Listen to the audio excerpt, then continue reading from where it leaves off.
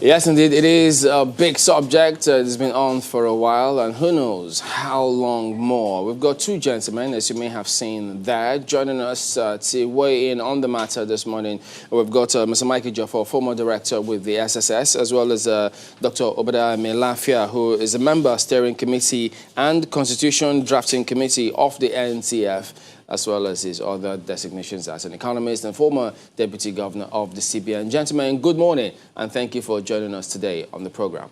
Let me start with you, Mr. Jofo. Security, of course, is a big subject, but having seen the trajectory, at the risk of sounding like a broken record, there are those who they just can't place a finger on why we are not able to address this matter.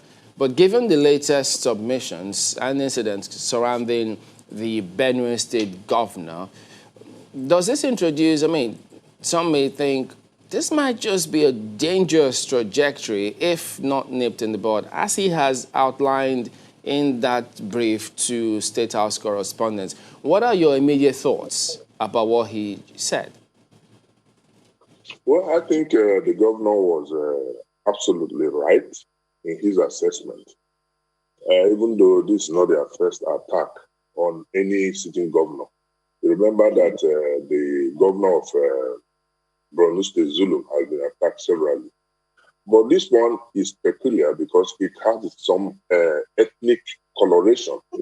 The claims the governor has made that he even received intelligence before the attack that this attack was going to take place, and eventually took place. Thank God he escaped unhurt, and if anything more dastardly had happened to him, maybe we wouldn't be saying what we are saying now. This is a very big embarrassment, and it calls for proper investigation by the security agency. I'm happy too. The Inspector General of Police has ordered high-powered investigation from the force CID. The SSS is there to doing their own investigation, and we believe with time the truth will come out. But this is a very dangerous development. You know, Mr. Joffo, right there is what some people find difficult to internalize, where something happens, then there has to be this order before, who knows, before investigation is carried out, or is it just for political correctness? But if you could shed some light on how does it work in security circles? How is it that, yesterday we were talking about these insurgents, how they carry out their attacks, have they been operating for a while now? They seem to be a lot more precise. They do what they do. They carry people hundreds and 200s, 300s, move miles. They're not intercepted. One then wonders, the intelligence community, how does that work? Is it that they get this intelligence, they pass it on, or they fail with intelligence? Because so many people just can't understand how this is so difficult to address. Yeah, without shifting blames, I've said this several times. Intelligence may be provided, and on one hand, it might be underestimated or improperly handled. These are similar cases, and that's what we have, where we'll have what we call intelligence failure. Perhaps we provide intelligence that is not acted upon properly or is mishandled. But that's, like I said, we're not shifting blames. The most important thing is that we must concentrate efforts to ensure that this thing comes to an end, especially attacking, just like the governor rightly pointed out. An attack on a governor is an attack on the entire state, the entire people of Benue State. And since they have also all sworn to the oath to keep this country safe, it is their responsibility. And the responsibility of the people, we cannot be calling the security agencies alone. I believe that the citizens have responsibility, the major roles to play in providing information. These people don't operate from the past. They don't operate from the moon. They live with people.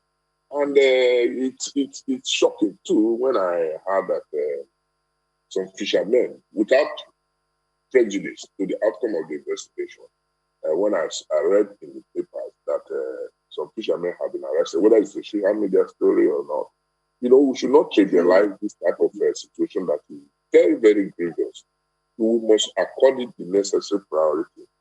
And like you said, we look at our security agencies. Security agencies, they don't operate in a vacuum. It's part of the Nigerian society. The rod is still there.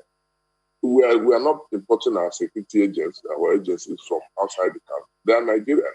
There is corruption in the process, just like you said, in purchase of arms, and you've had what has been happening with it. So, with all this, we have series of challenges, and I call on the National Assembly to perform its oversight function without compromise, because, in fact, you see that the National Assembly members, in the course of their oversight function, there are also corrupt practices while carrying out their oversight. So, like Mr. President sometimes said that if we don't kill corruption, corruption will kill us.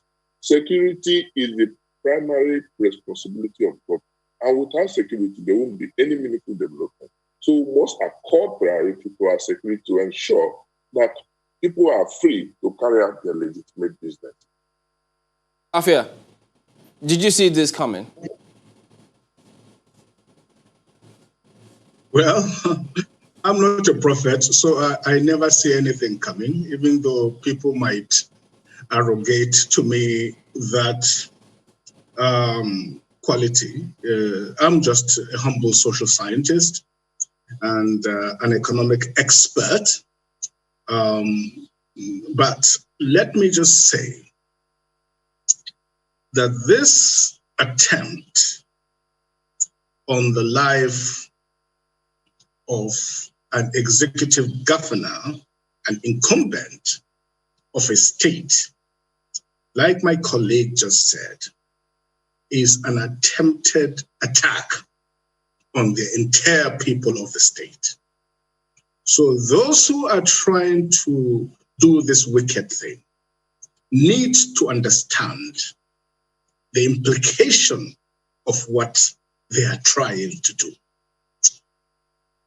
Here we have a statesman who has served this country right from local government up to ministerial, and then as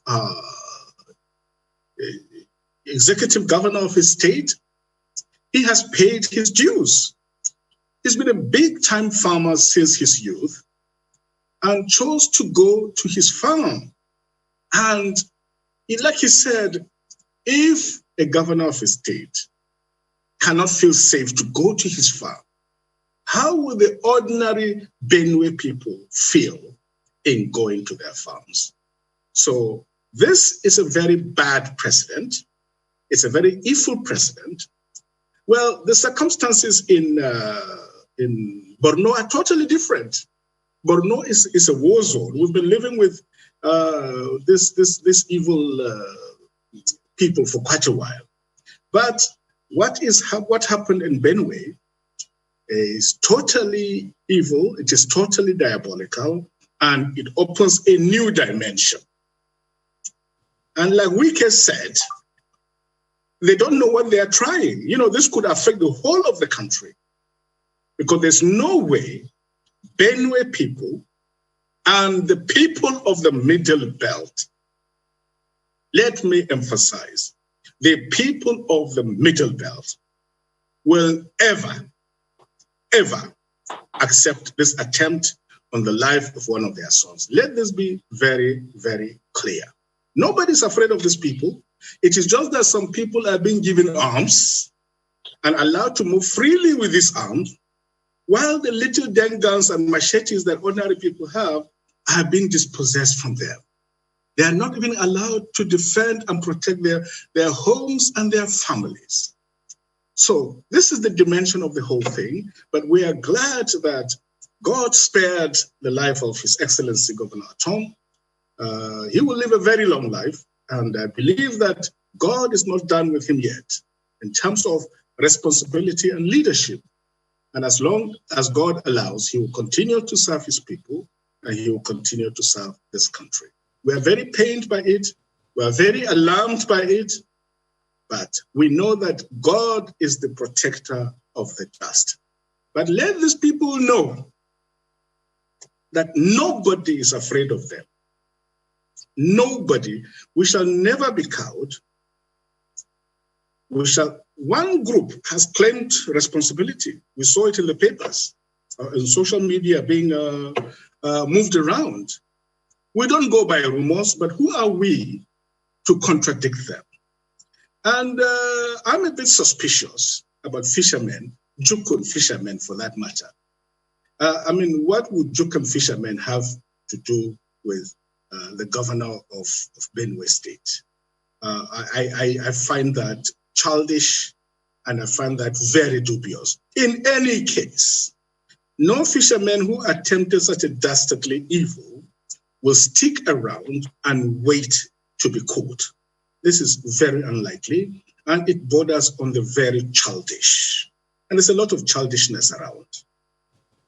You know, there was a time, in fact, time and again, you have said that there are certain powers, world powers, that want to destroy this country. And you quoted a certain shipment of weapons from Turkey at some other time from Iran. So asking if you saw this coming is, basically as a result of that. But you have spoken about certain people, and you certainly think something cynical is ongoing here. But for a lot of Nigerians seeing this, there's a lot happening, and it's hard to, follow the thread, piece things together, and maybe think where this might be going to. So really, for you, you seem to have at least information more than the average Nigerian. What is the implication of this? Where is all this going to? Because it seems like a lot of things are happening at the same time. So where is this leading to? Now, look, I'm not exceptional. Every Nigerian is affected. In fact, some of the worst affected are from the state of the governor himself. Killing of women and children. They call it banditry. And I think those who use the term bandit also have a big problem.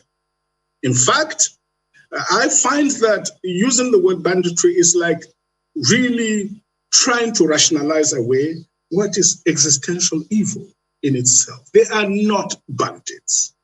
A bandit is an agbero, the kind you find, the touts you find in our motor parks, in Agege, in all the motor parks of the country. Those are bandits. They are trying to swindle you of a little naira here and there. They might carry a small knife in their pocket. These are what you call bandits. But when a man carries AK-47, AK-49, he has rocket launchers, he can kidnap hundreds of school kids, and you call him a bandit, then you have a problem yourself. They're not bandits. That is the official line, and it is very dangerous because failure to call evil by its name is itself evil. I was not totally surprised because there is so much happening in this country. There's almost near collapse. And those of us who speak out are not troublemakers, for heaven's sakes. My name is Mailafia. I am a man of peace. I love peace and I cherish it.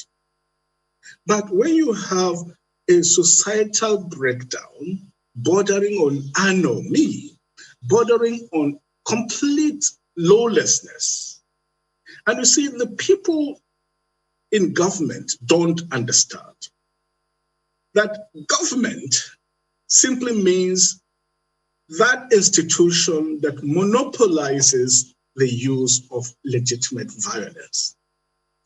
But when you have competing centers of power that are using violence and you tolerate them, some people would even say there are some people who actually give them these arms and give them money. And it's a big business. This capture and pay ransom, it's a big business. So when you do that as a government, you don't know what you're doing. You are harming yourself very badly because you are undermining the moral ontology of your own existence as a government and as an authority. When you allow that, and even encourage it tacitly. This is what you're doing. And eventually, the system will collapse. This is what happens in all societies. Nigeria cannot be an exception. So please, my advice is that all of us must re-examine ourselves. Right. Let us re-examine our conscience and retrace our steps before we lose this country entirely. You know, we'll come to some of the work, that the NC Front is doing regarding the Constitution and questions as to how this might address what we're seeing currently. But let me take this back to Mr. Ejiofor, because I seem to see a thread in both of your submissions. So, Mr. Ejiofor, earlier on, you said that this attack is different from what we've seen with the governor of Borno State, that this one on the governor of Benue State has some ethnic dimension to it. And Dr. Melafia seems to believe that the government is tolerating certain people who are using violence. So does this make this harder, really, for government to tackle, seeing that there's some ethnic coloration to it? And do you think that the government is indeed tolerating certain groups, certain people, at the expense of others? Well, I wouldn't say that government is tolerating that kind of attitude, but the action or inaction of government would tend to suggest that, even if it's not intended. I'll give you an example. There are some groups that the government will call hard on, and some groups they don't even care. Igodo or whatever it's called, the Southwest made a statement on the Yorubas living and living Nigeria, which of course is not the general viewpoint of the whole Yoruba nation, just like you have IPOB. IPOB does not, in fact, represent the interests of all Igbos. They represent their interests. Because if you carry out a referendum, you'll be shocked to know that not all Igbos or Yorubas support secession. But when the chief of army staff, who are just coming, will come to say that he's coming to visit Igbo for making a statement, and whereas others are being killed, no action seems to be taken. Funa has made a statement claiming responsibility, whether it is true or not. I expected that government should have also condemned such a statement, that this is very wrong. So when I say inaction or action of government tends to promote this, some people will read meaning to it. That might not be the intention. But if you do that, people will read meanings to it that this group will do this and government will not say anything. But when another group says it, then the government will come heavily on them. That reminds me of the saying of Senator Sani in the National Assembly then, that people are treated with insecticide while others are treated with deodorant. So all such situations, government should come out with position, treat everybody equally, fairly, and justly, and there won't be problem. And that is what is exactly promoting these problems, these security challenges we're having in the country, because they feel that people are not on the same, treated on the same table, on the same level. And as long as we continue to do that, we'll continue to have a series of challenges.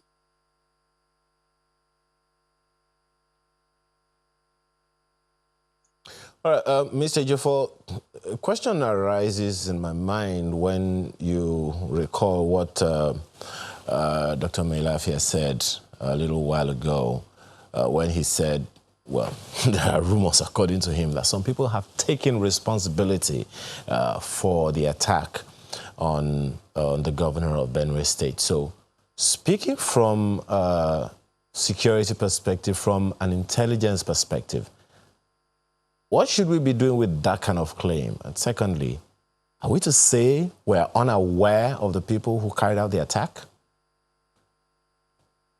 Well, for now, it's unclear who carried out the attack, because Mietiala statement did not even help matters.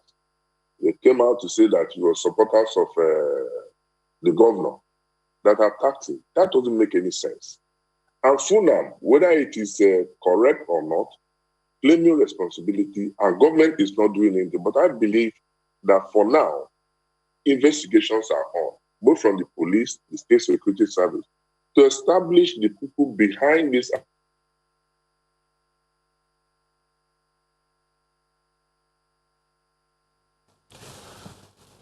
Okay. Hopefully we'll be able to get that back. But let me flip this to Dr. Melafia. Most of the time, Dr. Melafia, security concerns spike during elections. And they seem to taper down a little in the following years. But every time there is an election, no matter how small the nature of the election, you find out that there will be a spike of security interests in all of the areas. Now, I'm just wondering, trying to play this in my head, how much of this whole security hiatus we find ourselves is political? Because on the one hand, of course, everyone is saying we shouldn't politicize what happened to the governor of Benue State. And then you also hear in the northern elders saying on the front pages of the papers yesterday that there is an attempt to weaken the north as a result of the insecurity all over the place. And then there are those who are talking about, insecurity, frustrating anything elections during the 2023 elections that is still 2 years away. So the question that I would want to put to you is, do we even do anything are we doing anything? Are we even thinking about anything to abate, to minimize, to reduce, or to frustrate any attempt at insecurity in any way, manner, shape, or form? Well, the government might want to do certain things. No, sorry, that's for Dr. Melafia, Mr. Ejiofor. I'll come back to you. Okay, all right. It's okay. He's the security expert. But from my own humble point of view, I'm looking at it from the political angle now. Sure, electoral, violence is still, something that is always a major concern during the elections, no matter how small the election is. We saw what happened recently in Ekiti State. And it seems to be the same trend at every election time. And after elections, it's no longer, electoral violence is not a security concern. There are other security concerns. Well, I don't really think so. In the first place, nobody has carried out any econometric studies to verify that statistical claim that there tends to be more rise in security concerns. I mean, concerns from whose point of view? From the point of view of the people in power, or from the point of view of ordinary masses? That's number one. And there's such thing as perception. Perception is not necessarily reality. And then secondly, correlation is not the same as causation, that the coming of an election or the prospects of elections cause a rise. It might just be a mere coincidence or mere correlation. But honestly, if you ask me, I really don't think that is really, really the issue. There would be local tensions as to be expected, but I don't think there is a causative relationship. I don't think so. The problems are far deeper. Number one, there is a crisis of legitimacy. There's a feeling that the government that we democratically elected is no longer with the people. That there are hidden agendas, and that there is a kind of a global,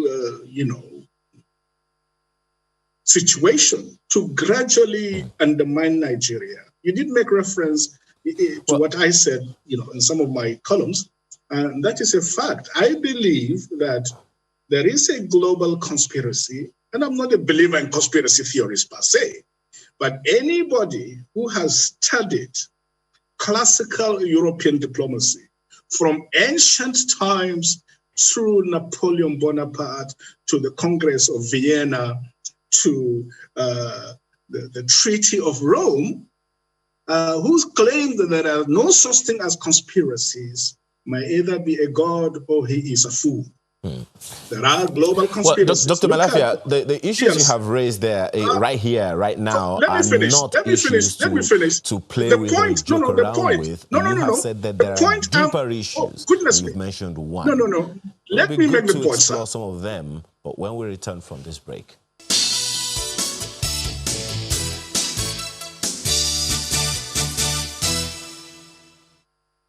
Thanks for staying with us. Dr. Malafia, you began with the fact that there are deeper issues. And the first, of course, you mentioned was that the government is struggling with legitimacy.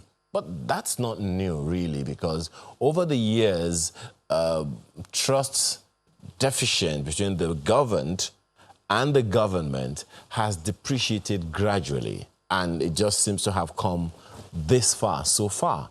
So some might say that is not a new thing, really, or is it? Oh, no, not at all. This is totally unprecedented. This is the worst time ever in the history of Nigeria. Ask anybody. You can't even compare with Abacha's times. Abacha's times was a golden era compared to what is happening. You think Abacha would have tolerated all this?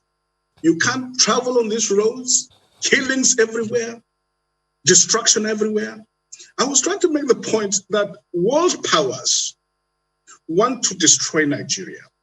And what they've done is to come and meet some people and tell them, yes, you were born to rule. You have there's an agenda of, Obasanjo called it of Fulanization and enforcement of one particular religion against the rest. The world powers encourage them and tell them, look, we're behind you. Go ahead. They provide the weapons, and some local elites buy into that idea.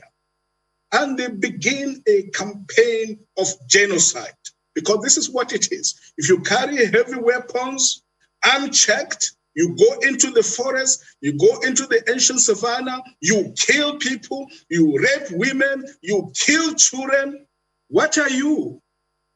You are committing genocide against an unarmed and defenseless people. And let me make this point clear. Under our Constitution, under our laws, and by the precepts of international law, global ethics, natural justice, and equity, the people who are about to die have a right to defend themselves. So they would be wise not to go after Igboho. You should leave that man alone. He's a hero of his people. When you say world powers, can you hear Yes. me? When you say Yes. world powers, there are some interests, foreign interests, trying to destabilize Nigeria. Are you saying that Nigeria's government is in agreement with them? Are you saying the government of Nigeria is in connivance with these world powers to destroy Nigeria? I didn't say the government. I said some of our elites. There is no doubt about it. Some of our there's a elites government have an in agenda. place to checkmate that kind of Yes. activity. And but they are not doing it because some of the elites who operate there believe that they have an agenda of Fulanization that they must carry out in the country. Is So the we have government created unaware of what you're saying? We've created a cattle republic. The poet Odia Ofemun gave the Awolowo lectures 2 weeks ago, and he said we've created a cattle republic. That is what it is. It's a Fulani cattle republic. There is an agenda. This agenda was sold to them by world powers who believe they know our fault lines and they know which buttons to press to destroy countries. So they've sold them this dummy. They've bought it. They've run away with it. But of course, they don't have the intelligence to know that they are destroying themselves and they are destroying our country. And when they talk about the North, there's no such thing as the North. The North no longer exists. Let me take you to the past. Okay, Dr. Malafia, let me take you to Mr. Jofo. Mr. Jofo, I mean, even we should take a look at today's Vanguard, the front page, which we did review. The heading was Southwest Frustration Driving Calls for Secession. And that was ascribed to Fayemi, governor of Ekiti State. So you have different schools of thoughts, different interpretation that different groups have internalized about what they think is going on. But a lot, also depends on security agencies, how they handle these kind of matters. So to what extent can we look to them and say, look, your action or inaction perhaps is fueling some of these matters? Because, yes, we know politicians in some cases are chief executive, but how do we juxtapose the role of security agencies to bridge this gap? Yeah, you see, just like Dr. Mailafia, my very good friend, said, you see, the problem is caused by elites. And like the earlier question to Mailafia, 80% of our security challenges are politically generated.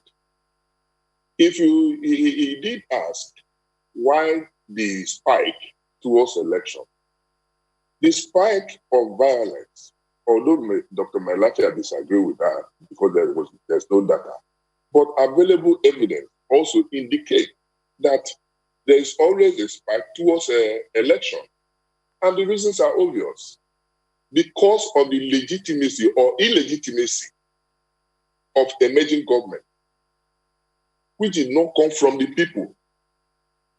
If we have an electoral process that the people, credible people will emerge from, wouldn't be having these problems. Because politics is about service. Politics you have to be alive to serve the people. You have to be alive to be served. But what we have, because our electoral process is not sanitized, people will do everything in their power to shoot themselves to power and ask you to go to court. And our judicial process is not even helping matters. So what we need to do now is to ensure that our electoral process is sanitized, especially this issue of electronic voting. We can't shut down our economy because we are doing an election. I agree entirely with Dr. Fayemi that frustration is pushing a lot of people. We have a lot of agitation. We have the IPOP from the Southeast setting up the Eastern Security Network. We have the Southwest pushing for Amotekun and other groups emerging. In the North, it's the same thing. Like Dr. Mailafia has said, there's nothing like the North again. We should be talking about Nigeria. Nigeria belongs to all of us. So we must put Nigeria first before any other thing. But our politicians have refused to acknowledge the nationhood of this country. Right. Yes. There are different levels to this, Mr. Ejiofor. So there's the talk about politicians, elites, and their role in this. And there's a talk about security agencies, which, you used to be an intelligence officer, so you understand how these things work. And interestingly, you narrated your deal in the hands of kidnappers. I think it was in 2017 or thereabouts. And lest we forget, there are still students who are in captivity as we speak this morning, who are abducted in Kaduna State. So that's another angle to this, but specifically about security. I remember then, that was as far back as 2017, you called for a re-examination of our security, and you just said at the end that, Nigerians should pray and, rely on prayers, watch their movement. But, we have security operatives, we have security agencies, we have intelligence. So 2017, you called for a re-examination. Have we been able to re-examine it well enough? Which areas do we need to still tweak? We have not, actually. I made that suggestion based on my findings from my own experience. In every situation, you have, in every 12, like you said, you have a Judas. Among our security agencies, there are people who operate with them. And that's why they say that our security agencies, especially the military and the police, who have a larger number and outreach to the people, should examine, look at the conduct of their personnel who are involved in all this. But I don't think that has been done. You remember Wadume's case, how a police officer was killed by the military just to cover up. There are so many instances. So you cannot lay the blame completely on the security agency, but they have responsibility to discharge, and they must look inward, vet their personnel. We have what is called in the state security service, for instance, what we call continuous vetting. That's looking at your background. Are you living above your means? Are you living within your means? If you are living above your means, what's responsible for it? Some armorers even sell arms. This has been confirmed. Some of the arms recovered are from the military. So how do you explain it? And we are fighting this we are fighting enemy within. So that's the problem. We need to re-examine. Like I said, in my own experience when I was kidnapped, 4 of the people, I'm not saying I'm making a guess, 4 of the 12 people that were involved were serving soldiers. I am not a small boy. I think I should be able to decipher, even from your discussion. It got to a point I was told that they should do all this because their pass will expire. So what evidence do I need to confirm that these are serving military personnel? So in other words, Mr. Joffo, now from that standpoint, because there's been several other cases, I think I remember the one in Akwa Ibom State where there's even a court decision which did indict some 7 police officers who were involved in a similar matter. So who do we blame in that respect? Because it does appear as though there's something going on even within the intelligence agencies for some of these failings to happen. Everybody will take the blame. But most importantly, the leadership of the military or the security agency who have failed to identify the bad eggs within the security agencies. They should be able to do that. So, but people, the citizens, to have a right to look at the conduct of the security agencies. Look at what is happening on the road. You don't travel on the road. You are afraid of armed robbers. You are afraid of kidnappers. You are afraid of police, even on the road. As we speak, I thought that with the end of NSAS, with the demonstration of NSAS, that police must have learned its lesson but travel between, I've been saying this like sounding like a broken record. Travel between Okene and Auchi till tomorrow. You have over 15 checkpoints. What are they doing? They are there extorting money. And even within there, you still have kidnap taking place. So we need to do some conscious examination within the various agencies. It's very important. Okay. Now, speaking of solutions, Mr. Ejiofor, you've proffered some. So let me take this back to Dr. Mailafia, because you are a member of the steering committee and constitution drafting committee of the NC Front. And I mean, there's been a lot of talk around the constitution, how it handles issues around the economy, which is closely tied to the security which we're discussing. And I recall something caught my attention from what the governor of Benue State said yesterday at the State House. He said that this issue of security is not about the president or we state governors. He said that they are about every citizen of this country. And for me as a citizen, I asked myself, what more can I do? I mean, what more haven't I done? So regarding the work you're doing at the NC Front, how this will impact on security and how fast it can impact on security, just what are the alternatives really? Well, the NC Front is a group of people who are very concerned about the situation of the country. They are patriots. They believe that they will need to save the country. So it's a dialogue group. And they've decided to launch a constitutional project, of which I'm a member. Our key concerns are, number one, the need to decentralize our structure. The structure is too centralized, with overwhelming power concentrated in the north. We need to decentralize the system, give more autonomy to the regions, and that of course includes, creating a regional police rather than centralizing the police. This is unwieldy, and of course, it has proven to be disastrous. So those issues need to be looked into.